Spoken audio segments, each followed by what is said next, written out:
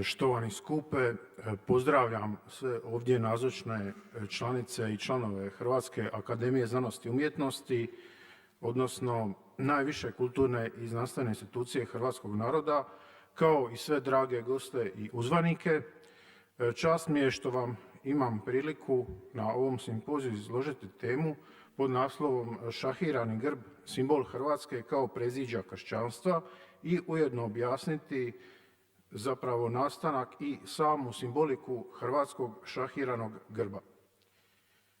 Dakle, za razliku od srednjovjekovnog grba s leopardovim glavama, to jest današnjeg grba Dalmacije, štit sa šahiranim poljima kao zemaljski grb Hrvatske pojavljuje se tek početkom novoga vijeka, točnije oko 1494. godine, kao što smo već imali priliku čuti, a njegova simbolika i nastanak vezan je uz tada aktualne borbe europskih kršćanskih zemalja s Osmanlijama. Naime, tijekom druge polovice 15. stoljeća, a osobito nakon propasti Bosanskog kraljevstva 1463. godine, provale Osmanlija na područje Hrvatsko-dalmatinskog kraljevstva su učestale, osobito u krajeve južno od Gvozda. Tamošnje plemstvo je u tom razdoblju svoje nade u obranu od sve jačeg pritiska Osmanlija sve više polagalo u moćne Habsburgovce kao aktualne rimsko-njemačke careve, a sve manje u slabašne Jagijeloviće, to jest Vladislava II. I Ludovika II. Kao svoje legitimne vladare. Upravo nakon katastrofalnog poraza u bitci s Turcima na Krbavskom polju 1493.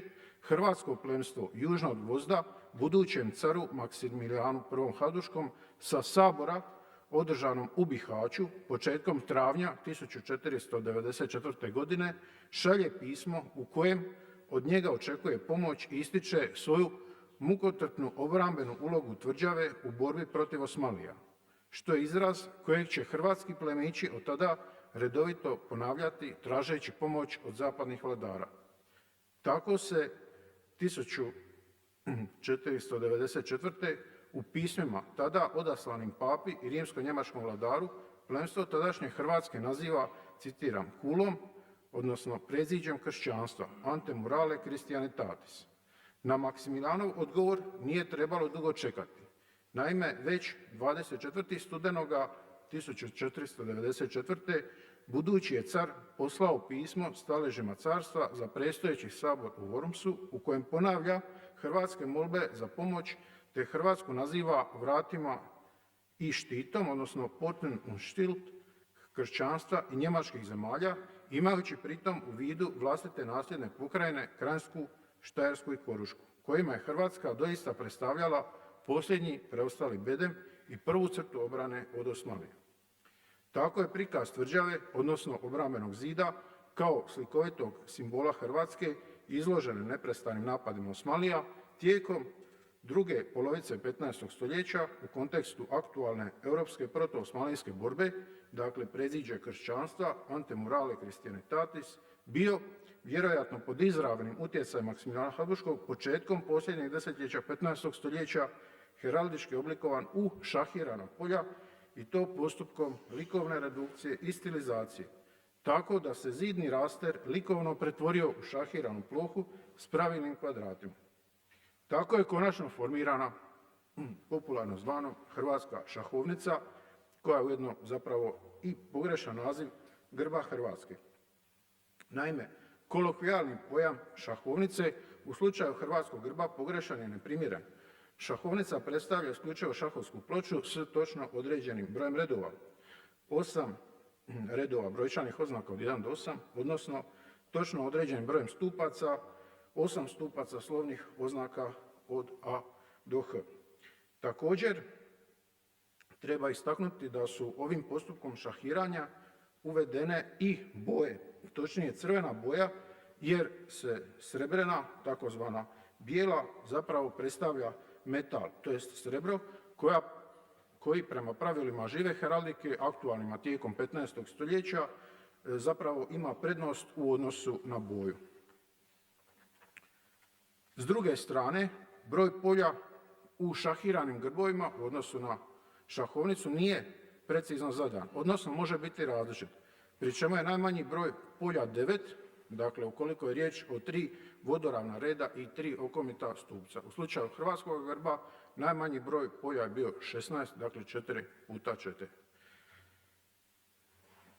Idući period od 1494. godine, kada je šahirani grb Hrvatske vjerojatno nastao, a prvi primjer imamo iz tirolskog Bolzana, o čemu smo već govorili, do 1527. to jest Cetingradskog izbora Habsburgovaca, točnije Maksimilijanovog unuka Ferdinanda, kao hrvatskih kraljeva, bio je ujedno i ključno razdoblje oblikovanja hrvatskog šahiranog grba, odnosno prvog službenog heraldičkog znamenja isključivo Kraljevine Hrvatske, budući je grb s leopardovim glavama prethodno bio službeno znamenje Kraljevstva Hrvatske i Dalmacije, dakle Hrvatske i Dalmacije zajedno, a od sada imamo isključivo službeno znamenje Hrvatske, a to je šahirani grb, ujedno i prvo.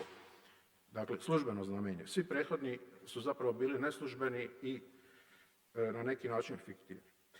Dakle, primjeri njegove tadašnje uporabe su ne samo brojni, nego i široko rasprostranjeni europskim kontinentom. Ovdje imamo neke od tih primjera. Tako je nadalje Maksimilijanov unuk Ferdinand Habsburški 1522.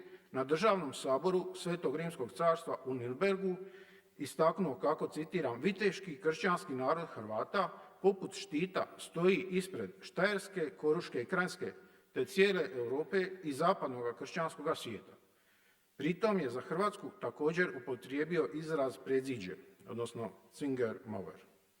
Na tom istom saboru knez Bernardin Frankopan, kojeg smo također spomenuli, je održao glasoviti govor u kojem je molio okupljene staleže za pomoć u obrani od Osmanlija, napominjući kako je Hrvatska štit i vrata kršćanstva.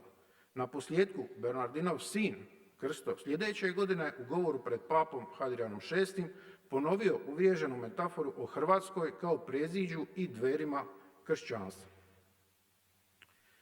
Naposljetku, porazom od Osmanlija i pogibijom Ludovika II. Jagellončića na Mohačkom polju 29. kolovoza 1526. godine, Ugarsko-Hrvatsko kraljevstvo se raspalo i bilo je spremno za izbor novog vladara.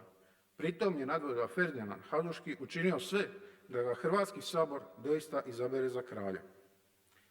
Tako je šahirani grb Hrvatske nakon više desetljetne vladarske uporabe, ali u inozemnim zemljama, prije svega Tirolu, kao što smo vidjeli, kao znamen svoga regnuma formalno prihvatila i hrvatska plemićka elita, koristeći ga na pečatu saborske isprave u Cetingradu od 1. siječnja 1527. godine, što znači da je to prvi zabilježena uporaba hrvatskog šahiranog grba na hrvatskom tlu. Cetingradska isprava o izboru Ferdinanda Habsburškog za hrvatskog kralja proviđena je sa 7 pečata, od kojih je prvi pečat kninskog biskupa Andrije Tuškanića, a središnji i najveći, ovdje prikazani, je 4. pečat s kružnim natpisom Regni Sigillum, koji se sastoji od šahiranog znamena kvadratnog oblika 8x8 s početnim srebrenim poljem. Što opet možemo zaključiti po tome što je to prvo, odnosno početno polje u odnosu na sljedeće izdignuto, što bi značilo da zapravo predstavlja srebro, odnosno bijelu boju.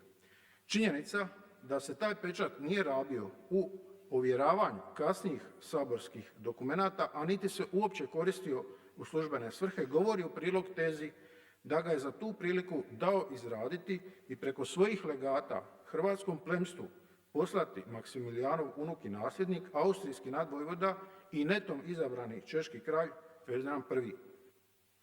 Međutim, o kasnijoj višestoljetnoj uporabi ovoga grba bit će više riječi u idućim izlaganjima ovog simpozija, odnosno znanstvenog skupa. Nadam se kako sam uspio ukratko objasniti na koji način je nastao šahirani grb Hrvatske, te se zahvaljujem na vašoj pažnji.